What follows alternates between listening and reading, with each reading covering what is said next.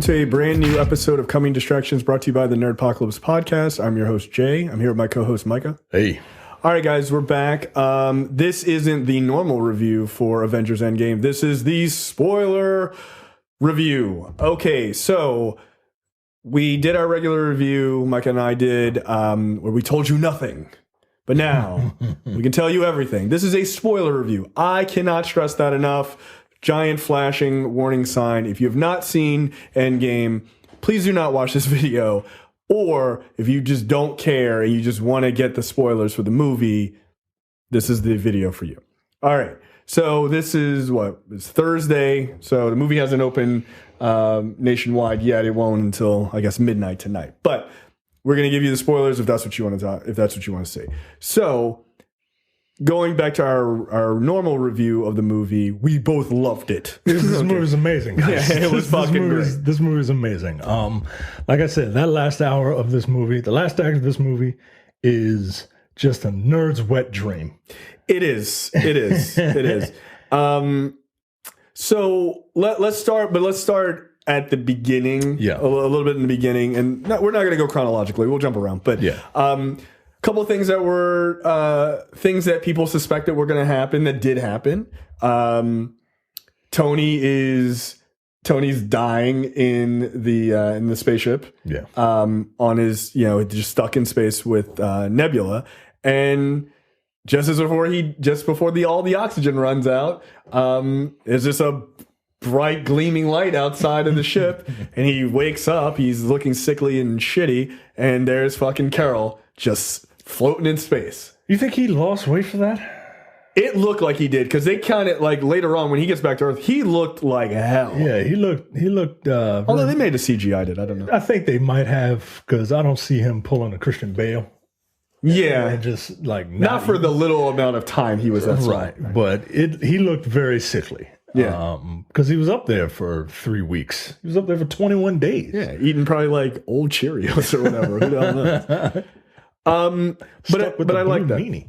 Yeah, the blue meanie. but I liked that Carol saves him. One of the things I thought was interesting, or saves both him and Nebula. One of the things I found to be the most interesting is the movie does not start out like, hey, this is how Carol knows the Avengers. They're like, no, you needed to see the after credits scene of her movie. Like, they weren't even, we're at this point now. It's not even you have to have seen the movie. You have to have seen the stinger. Yeah, which is kind of a big deal. I thought that was interesting. I was like, oh, okay, they're never going to fucking explain her showing up. And, they put the stinger stuff online for people to see. But, yeah, look, it makes sense, right? Sure. That's what that character is there for, to help out cosmically, right? Right. And then she brings him back to Earth, and we found out that Pepper is alive, and everyone is just there, and they're like, what do we do? Yeah. Now, keep in mind, we also see Hawkeye's family. Well, we don't quite see it, but it's implied that they're all dusted away as he's like left alone on the farm. That was a really sad scene. Yeah, look, I mean, Jeremy Renner has some pretty decent emotional beats in this movie. He pulls. Look, Jeremy Renner, I think, is a pretty okay actor. Yeah, but he pulled it off in this scene. This is the movie where I care about Hawkeye, not Avengers: Age of Ultron. No, I didn't care about Hawkeye in that movie. I remember Joss Whedon specifically saying, well, we're going to make you care about Hawkeye. Like, no, you just gave him more to say. I didn't really care about him. You literally shot him in the first 3 minutes of that movie. Right. I care about Hawkeye in this movie and his emotional journey. He finally develops as a character who's more than just, the smart-ass guy. Right, exactly. Yeah, so cutting back to what you were saying, you've got all the guys, they are, or all the people, they're all at the Avengers, training facility or what have you. And they're like, what are we going to do? And then they're like, all right, let's go get this son of a bitch. They see some power signal from a planet, far, far away. And they're just like, all right, let's go get him. And this is really weird because this seems like this is clearly the stuff they show in the trailer. Yeah. Like, here's the team. They're getting together, getting in the spaceship. They're going to go kick ass. And they do. And they find Thanos. And then Thor cuts his head off, and it's 20 minutes into the movie. It was like, oh. And he's like, before he gets his head lopped off, he's like, I use the stones to destroy the stones. They ain't no reversing this shit. I'm inevitable. Deuces. And then Thor's like, fuck that. Clink. Like I told you, bitch, I won. Yeah, like that was it. And that was I thought, a pretty devastating way to start the movie, because it's like, Glink is like, oh, now what do we do? It's Avengers Endgame. Now the movie starts. What the fuck? So that was pretty great. And it was played like a gag. You know what I mean? Like, yeah. Hey, we told you it was three hours. Psych. Yeah, like nah, this ain't the end at all. It's like how it should have ended. Yeah, like that. Yeah, YouTube series, right?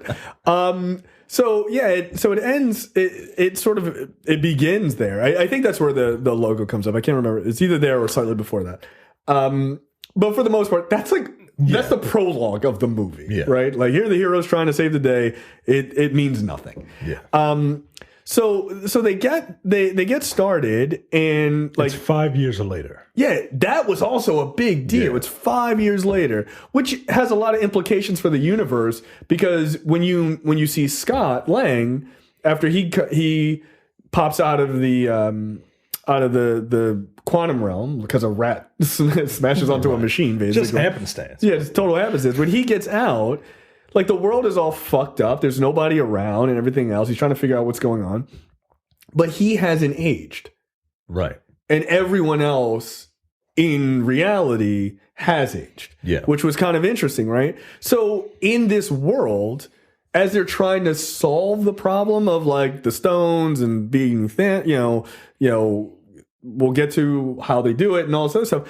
As they're doing that, they're not trying to reverse time, as far as like reverse time to go back to like just undo everything necessarily. Right. And that was one of Iron Man's like hang-ups, right? Because you can't do that. The world has moved on. Like, you made a mistake and now you have to live with it. You have to move on. And he did. And he had a daughter. Right, which is a big deal, because I'm like, yeah, man. I thought maybe that was going to be the big crux of his whole decision. Like, do they reverse time and he loses his daughter to save the world? Right, because I'm like, and that's what I thought the major conflict was going to be. Yeah, because throughout all these movies, even up to the first Avengers, if you remember, Iron Man and Tony Stark have been button heads. Like, Iron Man and Captain America. Yeah, Iron Man and Captain America have been button heads. Right. And I thought, wow, are they really going to do this with this last movie? Like, right, you're going to make Cap be like, nah, fuck your kid. Right, like I kind of get Cap's side in Civil War, but I also kind of get Iron Man's side in Civil War. Right. I mean, they bring that up again in the movie too. Right. Yeah. So, but yeah, Iron Man has a lot to lose. So does Scott, by the way. Like, yeah, his daughter is like mad old now. Right, his daughter grew up without him. Yeah, and it is it's wild, man. But so Ant-Man goes to the Avengers compound. He's like, "Hey guys, I think I have. Does anybody know anything about quantum physics?" Meanwhile, he's talking to Captain Meathead and Super Spy and she's like, and so Ant-Man tries to explain that. The quantum realm, time ages differently. Basically, he's saying that we could probably use this to kind of undo what we did. Right. And what they're talking about is bringing everyone back in the present time, which was a clever thing. And they also do this whole thing about like, hey, like making fun of time traveling movies, and they're like, no, Back to the Future is bullshit. Like, that's not how that would work. Like, so Tony, of course, doesn't want to do this. He's like, it can't be undone. You cannot do time travel. It doesn't work. I've thought about this. It doesn't work. It doesn't work. And meanwhile, he's looking very sickly. He has a whole emotional thing with the whole team where he basically tells them to fuck off. Yeah. Which was really, really, I was like, people forget, Robert Downey Jr. is Iron Man, but people forget Robert Downey Jr. is a good-ass actor. He is, period. Man. He is. He just is. Ain't none of that, the beginning of this movie is none of that, hey, I'm Iron Man. Bang, bang, bang. Hey, guys. No. Like, nah, man. Like, he is broken. Yeah. And he is right. to a point, right? Because he's like, and he brings it up because that's his character, right? Yeah. I wanted to put a suit of armor around the world, right? Like to protect us from this shit because I know everything, right? Right. But he's one of my favorite characters. Well, I relate to him. Yeah, you go. An arrogant prick who almost died in space. But this is my future. But like that whole idea of him basically saying this, he basically has a dude I told you moment. Yeah, I told you this was gonna happen, guys. I said we needed to produce the Sokovia thing in Civil War, and y'all didn't want to believe me. I said we got to put a suit of armor around the world, and y'all didn't want. I mean, I created Ultron, but if you gave me minor point. But yeah, he had his dude I told you moment. But yeah, go ahead. Everyone, so they essentially, I think at this point, Tony's out. So it's like, all right, well, we got to get who's the next smartest guy in the world, right? It's such a great reveal. Cut to the Hulk, and the Hulk talking like forming real word, not that baby Hulk, Hulk smash shit. Like, no, he's Bruce Banner as the Hulk. Yeah, it's this science Hulk, basically. Yeah, and it was a great moment, a great laugh. It's a good reveal, too. It's a great reveal. I love Bruce Banner feeling himself. Oh yeah, because they're in a diner. One, Bruce, the Hulk. He's wearing glasses. He's got a sweater on. Like he's like wearing normal clothes, like pants and shit. And he's sitting there, and these kids come up to him, and they're like, "Hey, you're the Hulk! Oh my god, can we get your autograph?" And he's like, "Dab!" And he's like you're such a fucking dork. But he's having a great time. Meanwhile, he's eating a mountain of food, which is also hilarious. And he's sitting there, but they play it for laughs to a bit. But the idea of the universe is a little weirder, right? Like, yeah. What it actually gave rise to, and I'm just thinking about this right now, is it gives rise to a world where She-Hulk can exist. Yeah. Right? Because Bruce Banner's just walking the fuck around. Like, that's the whole thing. Like, yeah, it's been 5 years and the world is like a catastrophe and all sorts of stuff. But like, people just accept that the Hulk is just like a guy who walks around now. Yeah. And which would lend to a world in the future where superheroes are just a part of the world. They're not these like at Avengers Tower. Like the Fantastic Four can exist. Yeah. Right? In that universe. It actually makes sense, right? So I thought that was kind of interesting. And he's like, all right, look, I know a lot about quantum physics, but like it's not my thing. I'll help you. And so they eventually come up with this idea while they're working on it, and they're having some trouble, and there's some gags in that, and like going back in time and stuff like that. Tony, in his fucking spare time, because he's so goddamn brilliant, figures it out, and he goes to them, and he's like, "Your boy did it." Of course I did. Of course. That's what I do. And so then they come up with this idea. And the idea, which I thought was cool, and I don't want to keep going in chronological order, but they basically decide that they need to go back and grab the stones in time and get them all in like at certain moments. Basically, we're going to go back through the MCU, all the shit you remember in your favorite moments, and we're going to go grab those stones and bring them back to modern time. What a wonderful way to pay homage to everything that came before it. Yep. And make it feel fresh. Yeah, because you literally see the second act of this movie is essentially a clip show. Yeah. But they made it fresh. Yeah. Like I always like movies that play around with time and stuff like this. Course, you know what I mean? Like just have fun with it. You know what I mean? Well, what is it? Scott Lang refers to it as a time heist. Yeah. Right. Like we go back to the battle in New York, right? Yeah. You get Cap, Hulk, and who else is there? Scott? Yeah. Cap, Hulk, Scott, and Tony. And Tony, yeah. Right. They go to the battle in New York. Black Widow and Hawkeye go to Volmir to get the Soul Stone. Yeah. Nebula and War Machine go to that planet. The Star-Lord grabs his the Power Stone. Yeah, at the beginning of the first Guardian. Of the first Guardians, right? And so like you've got those situations going. Oh, and Thor and Rocket go to Asgard. Go to Thor 2. Yeah, to Thor 2, right? Making that movie instantly more interesting. But like them seeing themselves in the Battle of New York. Like, Hulk is supposed to be like this more mild-mannered Hulk, and he then sees himself just going crazy. He sees himself as a savage, and he just can't take it. He's like, oh my God. All right, guys, all right. He's like, oh, let me pretend to be him. He's like, oh, Hulk smash. Like, yeah. Oh, I'm so angry. Like, that shit was funny. It was great. It was great. And like, and I don't want to go too much into it, but like, there are scenes with Cap meeting Cap and shit like that. I mean, yeah, man. Look, I will say this: that great line where like Cap thinks that this guy is an imposter, right? The Cap of that time thinks that future Cap is like some sort of imposter, and he's like, they start fighting each other, and you know he knocks down future Cap. He's like, the president, you know.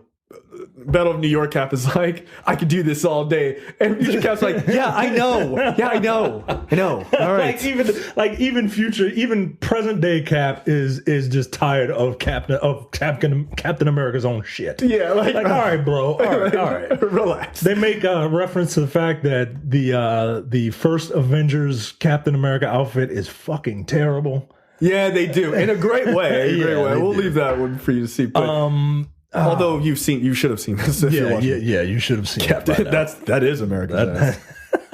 Shit was funny. I like Captain America kind of getting with the times. You know what I mean? Yeah, becoming less of a uppity Boy Scout and just like a regular good dude. You know? Yeah, just a good dude, right? What else was there? Well, you have you see how they sort of captured Loki. Mm-hmm. Like you see the after effects of like the end of Avengers where he's Hawkeye's got the bow and it's that fucking comic shot of them like, we need to talk to you kind of thing. Yeah. You see that. You also in Thor 2 World, right?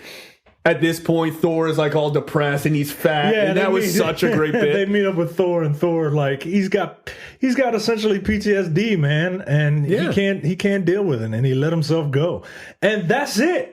They don't go back on that. Right. Like, I thought that was cool. Thor is Fat Thor throughout the entire rest of the film. Yeah. And still kicking ass. Yeah, that was great. Cool, man. I do appreciate when they meet up with Thanos that second time after that, like, they're going in the past and they get stones and shit. Like, when he gets fucking hyped that he's ready to fight, he's got Stormbreaker and he gets Mjolnir when he's in the past, which is dope. Yeah. Like, he got both of them back. Like, he has both of them, and he gets fucking amped up, and then his beard braids itself when you see all the fucking lightning. Like, him wielding both hammers was dope as shit. Like, that was a cool effect.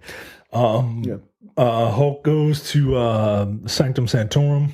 Right, yeah. And we see the ancient one. Like, they brought back, what's her name? Not Brienne of Tarth. Yeah, I can't remember. I can't remember. Tilda Swinton. Yeah, they brought back Tilda Swinton, and they have a little moment. Like they bring back pretty much everybody that is worth a damn. Yeah, like especially the larger characters. Sometimes they don't say anything. Like William Hurt is in the movie. He doesn't say anything, but he's there. Michelle Pfeiffer's in the movie. Yeah, that's right. Yeah, she's in the kid from Iron Man 3 is who's in the like movie. 30 now. That's weird. It's a weird pickup. So let's talk about Hawkeye and Black Widow. Yeah, because this is look. I mean, no one saw this coming. No one saw it coming, and this relationship. Right, this just like two best friends who've always been best friends. That we've seen them. This was heartbreaking, more heartbreaking than the first time we saw someone had to get the Soul Stone. Right, because you're told that Gamora is Thanos' daughter, and that there is a relationship there. And you're sad that Gamora is dead, but it doesn't affect you like it does in this, at least for me. Because we've seen these two go back and forth, right? And they're flying in space, right? Now keep in mind, I love this scene. Keep in mind, these two individuals are nothing more than highly competent human beings. Right. Like they're not talking raccoons. They're not super soldiers. They're not geniuses. And they've never been to space. They're just really good at their job. Right. Just that one guy. And they go up into space, and even Hawkeye's like, we're a long way away from Budapest. Yeah, right. Like, yo, this shit is wild. A callback from a previous movie, right? And because they made reference to Budapest in the previous movie. Yeah. And when they go and they meet Red Skull, and Red Skull tells them what must be done to get the Soul Stone. Right. The two of them fighting for the privilege of sacrificing themselves. Yeah, for the greater good. For the greater good. I mean, goddamn, man. Like, and it was also weirdly like a really well done action scene. Mm-hmm. Right. I didn't know which way that was going to go. I really didn't. I did not know. I didn't, and I really thought Jeremy Renner was going to be the one to sacrifice himself. That's what I thought. And especially towards the end, when he jumped, and then she was like, "Nope, gotcha, bitch." Yoink.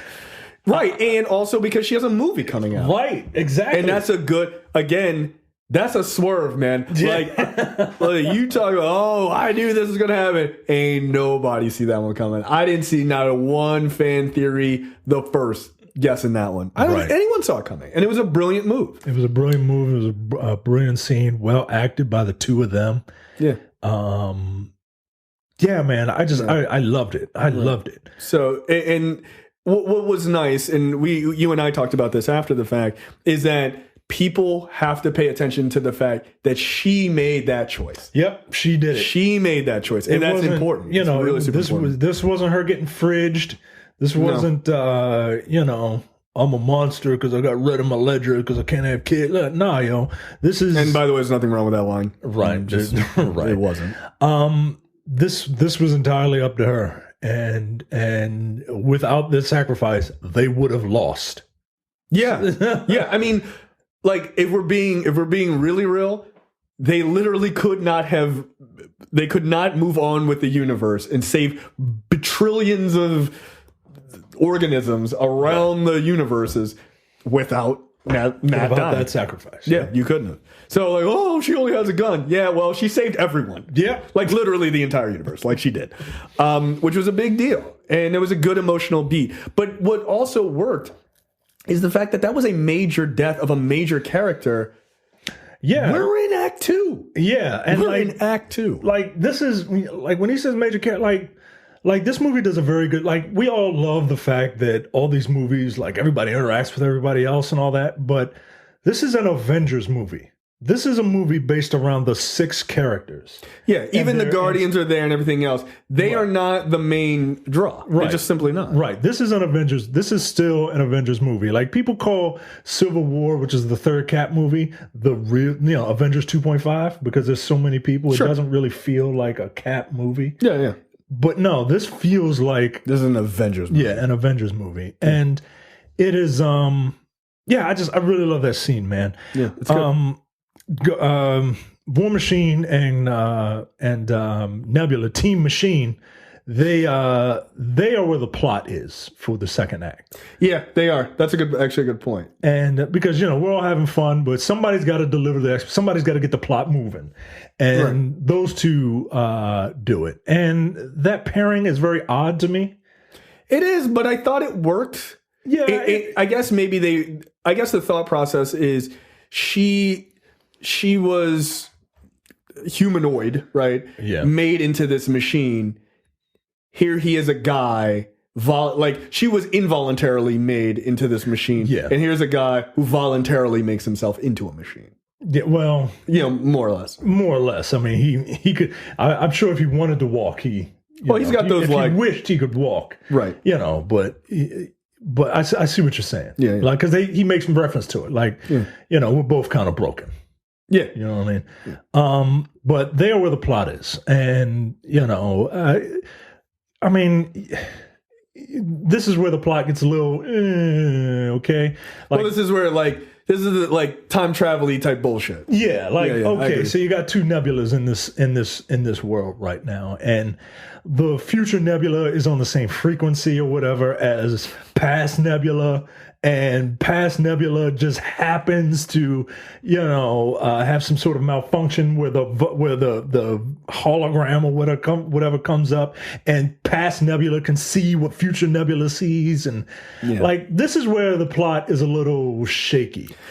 What it is to me is it gets really, really comic booky. Yeah, like, just like comic books are stupid. Like they can just be just really ridiculous. Right, sometimes. and if I had to criticize the movie, I'm not criticizing the movie, but if I had to, that's some turbulence on this flight. Sure, yeah, no, I agree. I was just kind of like, but you know what? Roll with it. Right, like dude, they're talking raccoons. At a certain point, it's like, oh, really? This machine woman's future, past memories? All right, fine. Right. I'm all in. Right, and you gotta get Thanos into the picture. And remember, present Thanos is dead, so this is past Thanos. So past Thanos through past Nebula, because of future Nebula, is able to find out, oh shit, I did win. Yeah. And I'm going to, okay, well, they're getting all the stones for me. Let's see how this plays out.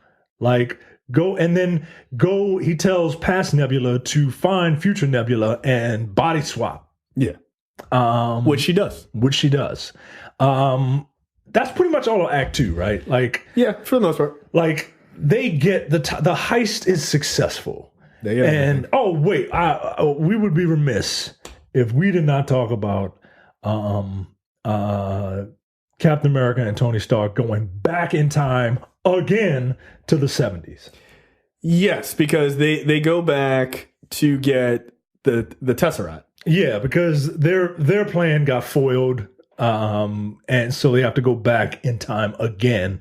And I forget there was some stakes about it not really working. They had to go back in time to get the Tesseract and to get more Pym particles so they could go back forward in time again. Right. So Tony meets Howard Stark. Tony meets Howard Stark. And this is the beautiful thing about this movie, and the fact that it's wrapping up arcs from Iron Man 1, dude. Like, he's always had a problem living in his father's shadow, of being afraid of not living up to the name, thinking that, he's a genius, but he still has that hyper insecurity. Yeah. And he literally gets to confront his father and see him in a way that is human. Yeah, because he never, that was the biggest thing, is he always saw his dad as a hard ass. Yeah, he thought his dad didn't love him, dude. Right. And here his dad, at the time, his dad is talking to Tony. He doesn't obviously know who he is. He's Howard Potts. Yeah, he says he's Howard Potts, but Potts was just hilarious.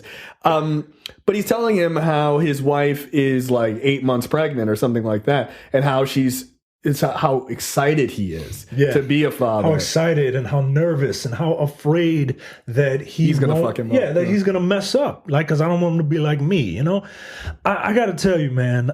People, I saw online, people were like, well, this is a good place to go to the bathroom. No, it isn't. No, it really isn't. It's a major part of his character development. Like, it's huge. It also dictates kind of what happens in the end with him. Yeah, right? man. He talks to him basically about sacrifice. Yeah, man. Yeah. Like it is this scene is so touching to me, man. Like, I thought it was great. It hit me in a way that is all too real.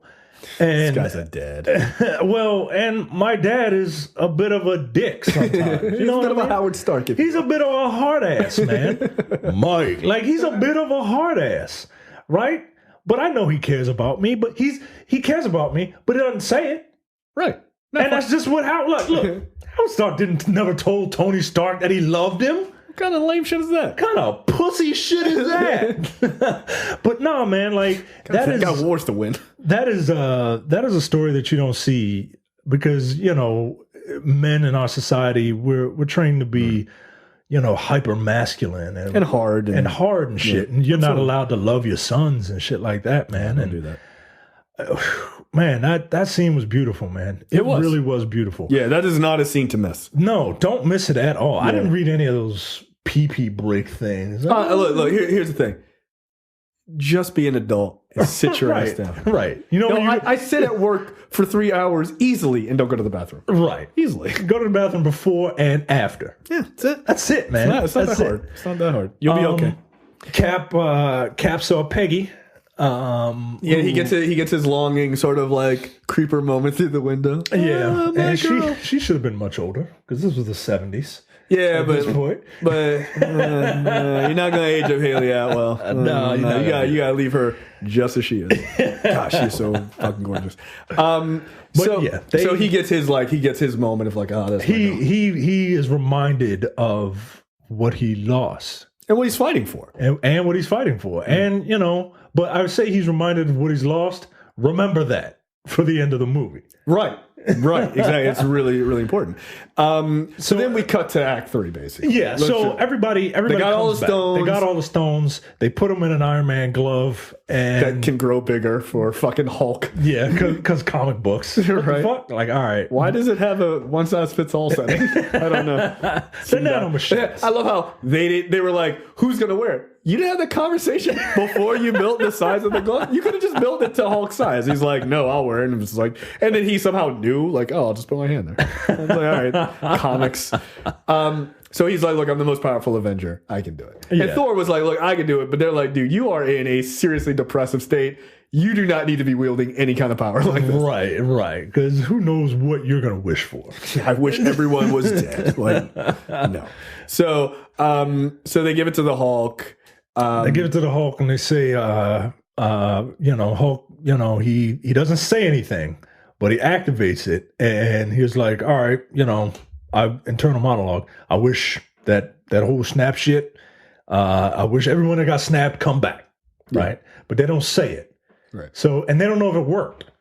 Right. Yeah. Because it's just like, well, the second he does it, they're like, they're like looking outside and because they're in the middle of a fucking facility. There's no one fucking there. Right. But them. And then all of a sudden, fucking Thanos' ship shows up because Nebula allowed it through the time portal and all this other stuff. Because past Nebula came into the future, ratted him out, and told past Thanos where to meet him at. So, right, and then he just started bombing their fucking facility immediately. So they have no idea. Yeah, and when the clouds clear, it basically looks like at the end of Man of Steel. Right, like that area, is like just fucking devastated, and it's dark and it's just fucked up, and that's where Thanos is like.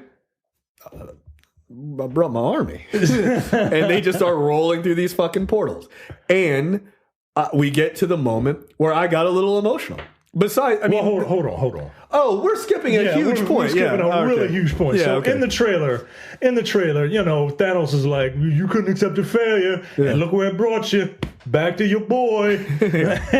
and you see Marvel's Trinity, right? You see Iron Man, you see Captain America, you see Fat Thor.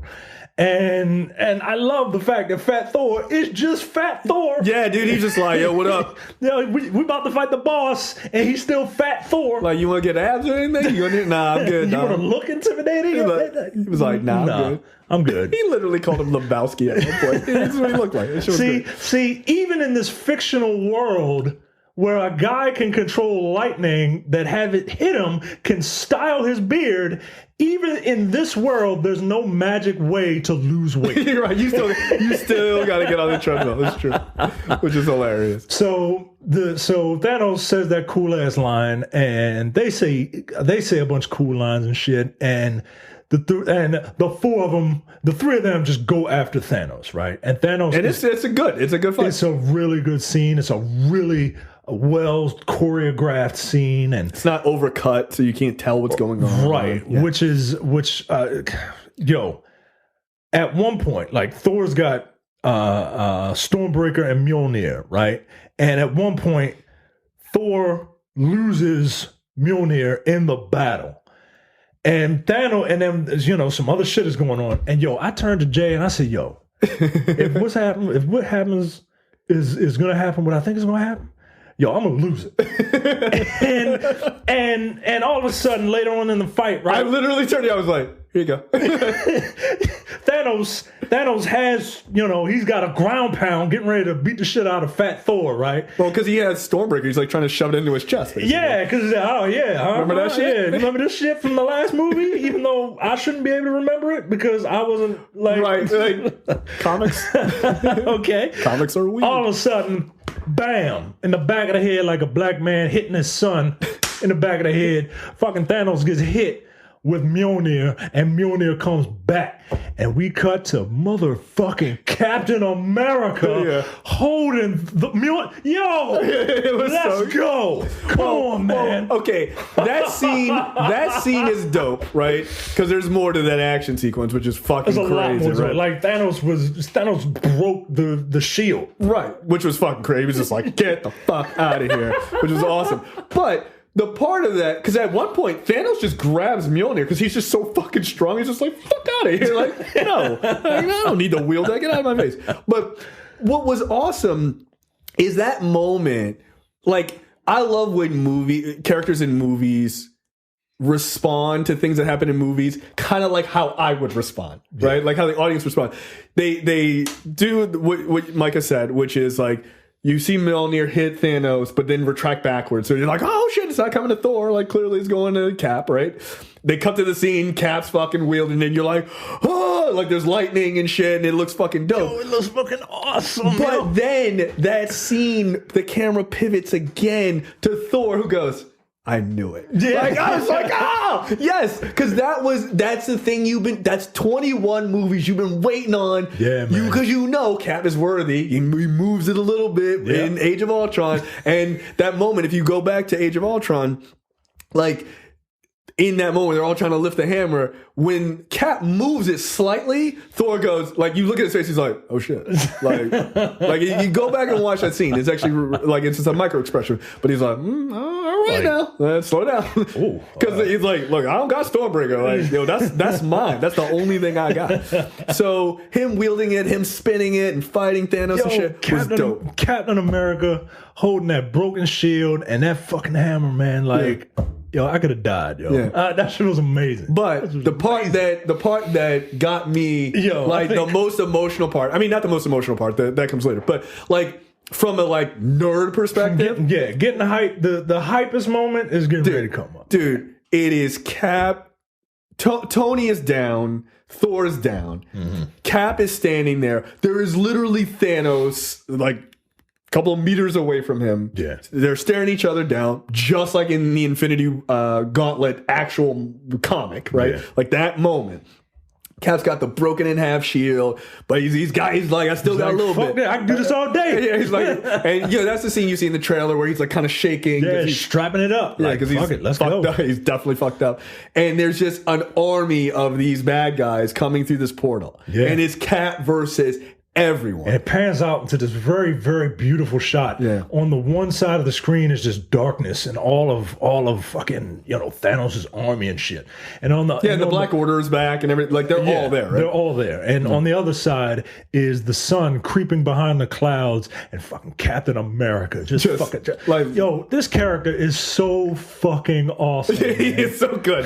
He's so good. But what does it? The moment that does it is you hear on his like radio, "Hey Cap," and I was like immediately I was like, oh, what? My heart. I was like, that's Anthony Mackie's voice. I was like, and he repeats, he's like, Cap, and he's like, it's Sam, and I was just like, yes, even though I know, like, obviously this is where the heroes are gonna show up, and then Sam says, on your left. On your left. It's like, oh my God, so good. And all the fucking portals open. Doctor Strange and like all these other fucking magic wizards open all these portals. And here come all the fucking heroes. And Sam is the first one out on Cap's left. He flies out. And like he flies out and the camera sort of pans around to you're seeing Actually, no, that's a lie. It's not Sam is not the first one. Black Panther and Shuri are the first, and Okoye are the first out. They're the first ones. They're the first out, which was dope. I was like, yes, awesome. They were there, and Shuri's got the fucking gauntlets, like she's ready to go. Yeah, boy. Black Panther's fucking amped. Okoye's fucking amped. Then you see Sam come out. Like you see all these characters. Like you see the Guardians and everything else. Then you see coming from the background out of the portal to flip in front of them is fucking Spider-Man. He lands. Man. It looks fucking dope as shit. Everyone is there. It looks so fucking good. And they all come out, Doctor Strange and Wong and everybody and all these wizards and all this other shit, and they're all lined up and they're all fucking ready to go. And Cap gets his fucking moment, which is like at this point, Tony and Thor are back up. They've recovered, and he fucking gets ready, and he's like Avengers, and then he fucking calls Mjolnir, and he grabs it, and he's like assemble, and it was just like fuck yeah, dude, that shit was so good. 21 movies of absolute build up to perfection. People are like, oh, what's he gonna say? That's when he was gonna say it. And that's what he needed to say. Right. Not when it was just the Avengers, but it was everybody. Yeah, because at that moment, every one of them was an Avenger. Yeah, which was fucking dope. Holy shit, was it dope. Also, look, shout out to Anthony Mackie, because he had one of the best fucking kills in the movie of him flying and turning his wings straight and killing that thing. Impaling him, I was like, yo, what the fuck? Look, that shit was dope. I mean, look, you get dusted, man. You come out pretty fucking pissed. Yeah, you ain't. Like, I've just been rusting up.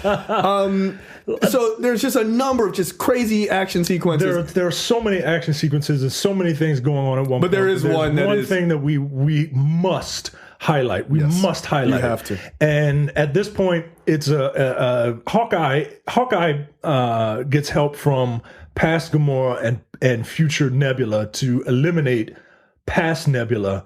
And they have I know it's fucking weird. The comics are stupid, guys. It's ridiculous. They have the Infinity MacGuffin, and it's a race to see who can wield this thing, right? Yeah, get it to the goal line, basically. Right. Get it to the goal line, and at one point, Spider-Man's got it, right? Like, and Spider-Man gets shot out of the air by someone, and he's like 50 yards away from the goal line. Now hold, because before you do this, they are like they're fighting back, but they're getting their asses kicked, man. And all of a sudden, Captain Marvel shows up, and he's like, "Yo, we could use your help." And she just fucking, because she's a nuke, blows up Thanos' ship, just flies straight through it and blows it up. Single fucking handedly, man. Yeah. At one point, she's fighting Thanos hand to fucking hand. Thanos tries to headbutt her, and she's just like, "Bitch, I got a haircut. Like, you ain't fucking with this." Yeah, and that was kind of dope. They did give her the haircut, which is awesome. Man. They did. And even Rocket was like, "Oh, got a new haircut, huh?" Like, this shit was great. But yeah, so they're running the gauntlet to the goal. So Spider-Man is like, I want to need some help, and Captain Marvel is like, "Hey, kid, I'll be your blocker, right?"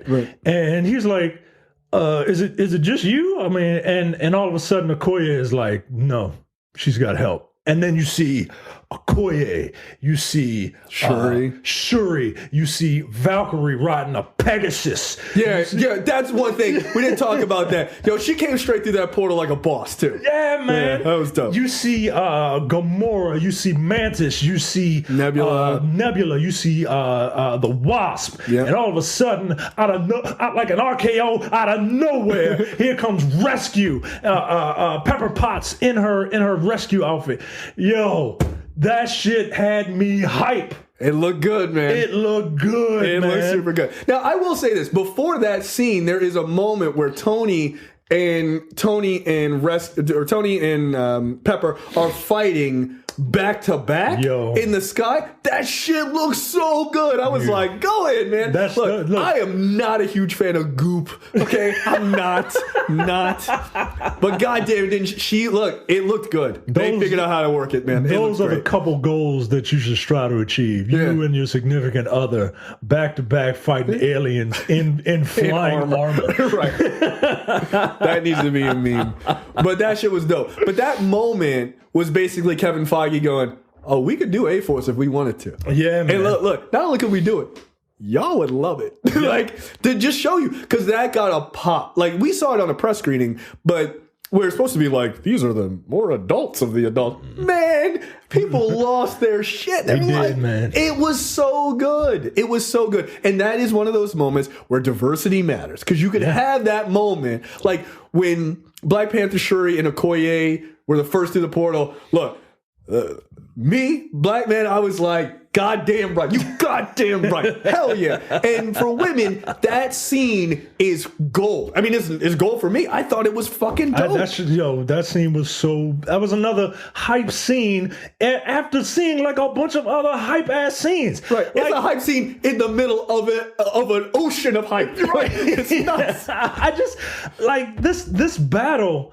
This battle is just amazing, man. It's Lord of the Rings, like, in scale. Yeah. You know? But far better, because it's not like just like little random characters running into each other. Like, you get to see individuals like, oh shit, there's Bucky. Oh shit, like, because Black Panther has the gauntlet at one time, and he's like running, and he's jumping and fucking kicking and shit. Yeah. I'm like, yo, this is fucking crazy. It was nuts. So after the sisters are doing it for themselves scene, yeah, no kidding. They essentially the MacGuffin is essentially up in the air, right? And not literally up in the air, but Thanos grabs the thing. He puts it on. He's about to use it, and all of a sudden, Iron Man comes in, and he pulls an okie doke. He's like, "No, I can't let you do it." And Thanos is like, "Bitch, get off me, yo!" And then Thanos snaps, and nothing happens. And Iron Man was like, "Pick your pocket, bitch." Yeah, and I forget what Thanos says. Because he was saying that I'm inevitable. Yeah, he says I'm inevitable, and call back to the first movie, the last line of the first movie that started it all.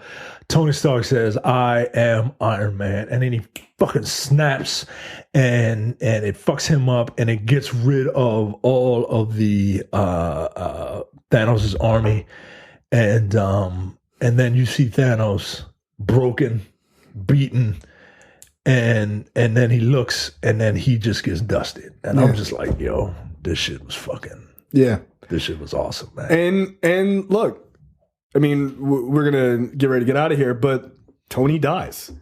Man. And Tony, you know what? He should have died. He should have died, and it was a valiant ending. Yeah. It didn't feel like, I felt like if he had died in Infinity War with the stab, it didn't have the same weight as this. It would be shocking for the sake of just being shocking, but it wouldn't mean anything. It would be like Superman's death. Right. It doesn't mean, it had some meaning. In the film. Oh, in the film. Yes. Yeah. But this death was so much more, because he didn't just, it's like Nat's death. Yeah. Like, he died, but he died saving everyone. Yeah. Right? Like, at the end, you know, he fulfilled his journey, right? His hero's journey, which was dope. It took him a decade. It took him a decade, but he got there. And he died valiantly. What I liked is, he doesn't have a line after "I am Iron Man." Like, that is his last line, right? Yeah. Like, when he truly becomes Iron Man in Iron Man 1, it really happens when he says it at that press conference, right? Yeah. When he has this dual identity kind of thing. Not even really a dual identity. It's kind of a singular identity. Yeah. And that is who he is in the end, right? Because in Iron Man 3, he was trying to decide, is he Iron Man with or without the suit and all this other stuff. In the end, he's both, right? Yeah. Like, and so he was able to say that. And then he doesn't just go, "I am Iron Man," and die, but like, he's there and he doesn't say anything because he's dying. Yeah, you get an emotional moment. You get a callback to Infinity War where Tony Stark is looking at Peter Parker, and he's like, and Peter's just like, you know, I don't feel so good. Right. And now you get the reverse. Right. You get, you know, Peter Parker just like, oh shit, like you can't die, dude. Like, you can't die. You're my hero. And you know, then his wife comes over and is like, "You're gonna be fine, baby." And it just and it worked. And it worked. They have a funeral for him where literally every good guy is there except for like Eric Selvig and who knows Thor. Where is he? Right, whatever. They brought the kid from Iron Man 3 back. You couldn't go? All right. All right, whatever. And you see Nick Fury. Nick Fury's back. And doesn't say anything. Doesn't say anything. Doesn't have any lines. Following the funeral, you have to put the stones back, right? Right. They have to go back where they have to came go back to where they came from. Otherwise, other timelines will be fucked up. So Captain America tells the Hulk, "Yeah, I'll put the stuff back," and Hulk sends him back, and then tries to bring him back, but it doesn't come back. At least not immediately. Not when they wanted him to. And then all of a sudden we look over in the distance and we see an old man sitting on a dock of the bay, watching the time blow away, sitting on the dock of the bay, wasting time. And Thank you. Thanks, Otis. Sam Wilson and Bucky are there. And Bucky tells Sam to go talk to the old man. The old man is Steve Rogers. And the two in good makeup, by the way. I thought Evans' makeup was great. Really good makeup. Really good voice work too. You know, he sound very like, he didn't sound, I'm an old man now. But the two of them have good afternoon, kids. The two of them have a heart to heart, and eventually Cap passes on the torch to Anthony Mackie. I gotta say, I was not. Well, okay. One, you find out that Cap, the reason why he was gone so long was that he stayed. Yeah, he stayed to be with his love, and he married Peggy and lived his life, right? Which was dope. He says, "I went and got a life," like Tony said. Yeah, which was one of the things Tony said to him when he was like kind of saying "fuck all of you" earlier in the movie. Yeah. So he finally took that advice, which was a sweet moment. And I got to tell you, I was really assuming that they would go the Winter Soldier as the next Cap, and they foreshadowed that in the Winter Soldier movie and everything else. Mm-hmm. But in the moment, it fits. It felt right. Yeah, it really did. It felt works. Right. Even if it is Anthony Mackie. Yeah, but look, maybe he'll rise to the occasion. Look, I hope so. But I don't. Black Cat. I mean, look. Yeah, like I support that, obviously, but yeah, it's going to be interesting. It's going to be very interesting. But that sets up implications for the Netflix series and future movies and stuff like that. And Valkyrie is appointed Queen of New Asgard by Thor. Thor's like, look, I'm out. I'm still fat. I can't do this. And he goes off with the Guardians. That'll be interesting. Yeah, that'll be super interesting. Yeah, man. I like that. Yeah, it was good. It's a good ending, and everybody kind of just figures out their place in the world. And I think that's important. Then credits, man, and some of the most beautiful. It's kind of like those credits with the 6 Avengers, 6 or 7 of them. I can't remember how many of their character and the signature and all that. Yeah. I thought that was kind of cool. It might be a little self-indulgent, but I thought it was cool. They've been working on this shit for fucking 11 years. They deserve it. They've dedicated maybe 1/8 of their life to making these movies. Yeah. So man, this movie was stellar. Awesome. All right, so that is our spoiler review. The movie was great. It was pretty good. Yeah, it's us kind of really not so much a spoiler review as us really kind of quickly going through the film. Yeah. But we had a good time with it. We really did. I'm definitely going to see it again. Yeah, absolutely. Yeah. So if you had seen it, you could geek out with us about especially Act 3, which was just fucking nuts. But yeah, it was really good. It was a great culmination to those 21 movies ahead of it.